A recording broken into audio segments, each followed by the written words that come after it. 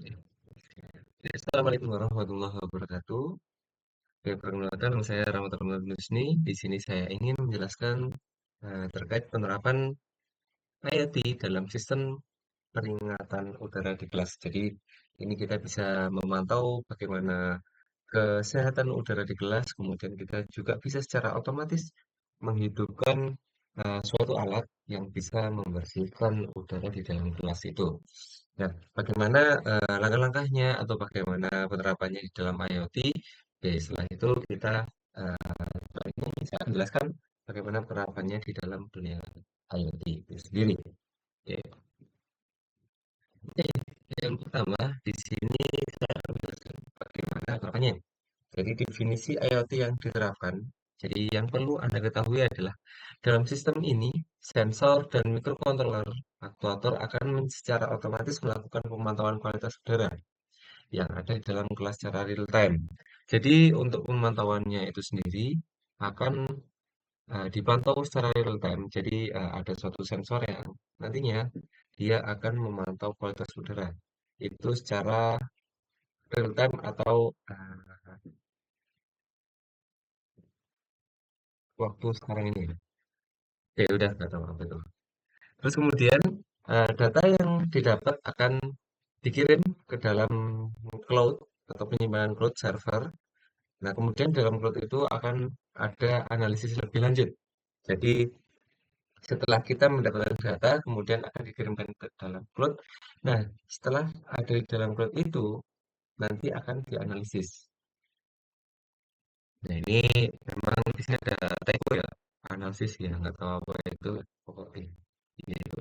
Terus kemudian hasil analisis yang sudah didapatkan itu akan digunakan untuk memicu peringatan.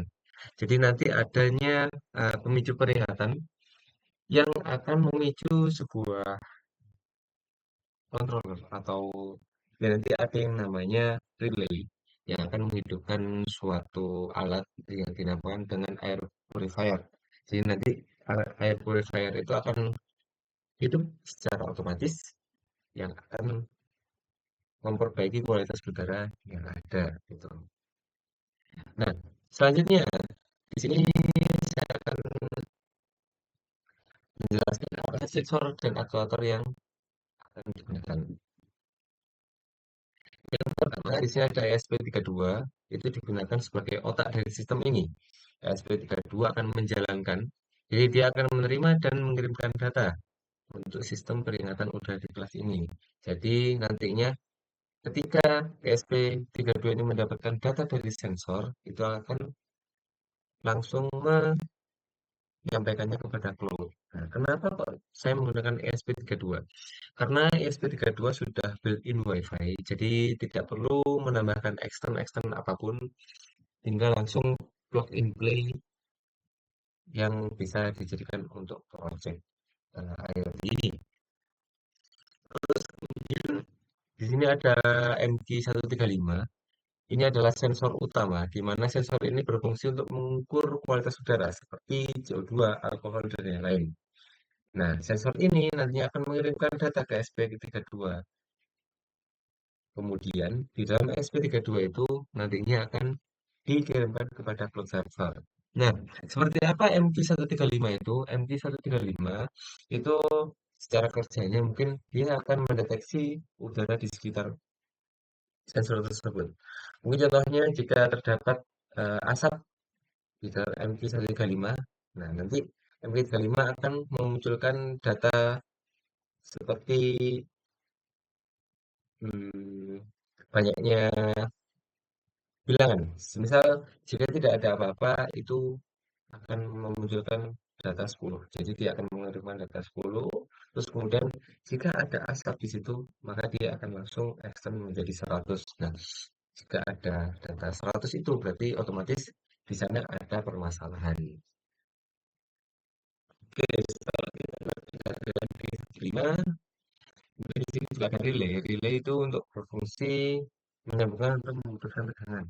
Jadi ini nanti akan menyambungkan atau memutuskan tegangan dari si air purifier itu tadi.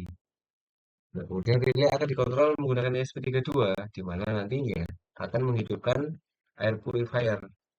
Nah, air purifier ini sendiri akan membantu meningkatkan kualitas udara di dalam kelas. Oke, selanjutnya di sini ada air purifier.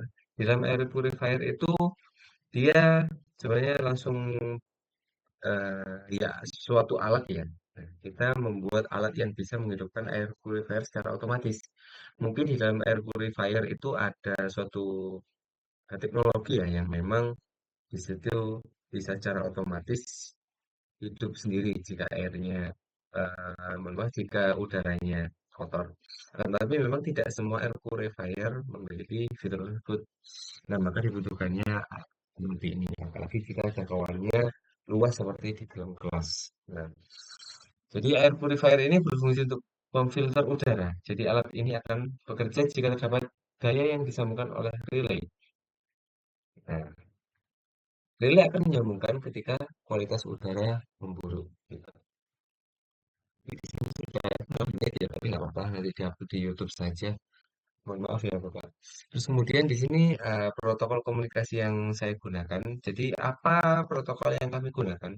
Yaitu MQTT. MQTT itu suatu protokol yang memang dikhususkan untuk microcontroller. Jadi protokol ini sangat efisien untuk digunakan mengirimkan data secara real time. Jadi data yang dikirimkan itu kecil ya, makanya dia bisa ringan dan sangat cocok untuk digunakan untuk sistem IoT. Ya, ini nanti protokolnya akan mengirimkan data dari microcontroller ke cloud itu kita menggunakan MQTT. Oke, selanjutnya di sini ada desain model. Desain modelnya itu seperti ini. Jadi yang pertama, sensor akan membaca kualitas udara setiap 10 detik sekali. Jadi setiap 10 detik sekali sensor akan mengirimkan data ke dalam microcontroller. Terus selanjutnya di sini data yang sudah dikirimkan ke microcontroller. Ini ya, ini ada ESP8266 ya bersama dengan ESP32. Nah, ini nanti akan mengirimkan data ke cloud. Selanjutnya, setelah data dari cloud itu sudah diterima, maka akan dilanjutkan dengan pemrosesan data. Sesudah pemrosesan data, dia akan mengembalikan lagi apa yang harus dilakukan oleh microcontroller, yaitu menyuruh aktuator mengaktifkan relay. Nah, sebenarnya ya aktuator itu relay ya, relay itu aktuator. Jadi menyuruh ESP32 untuk mengaktifkan relay. Nah, yang nantinya akan air purifier itu aktif secara otomatis. Terus kemudian desain sistem cloud-nya itu seperti ini. Jadi ada MQTT, terus kemudian menggunakan cloud database.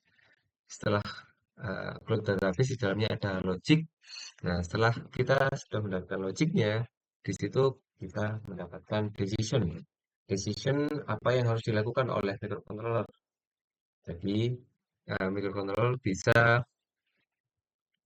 memutuskan apa yang harus dilakukan selanjutnya setelah mengirimkan data ke dalam server dan server mengembalikan nilai ke dalam microcontroller.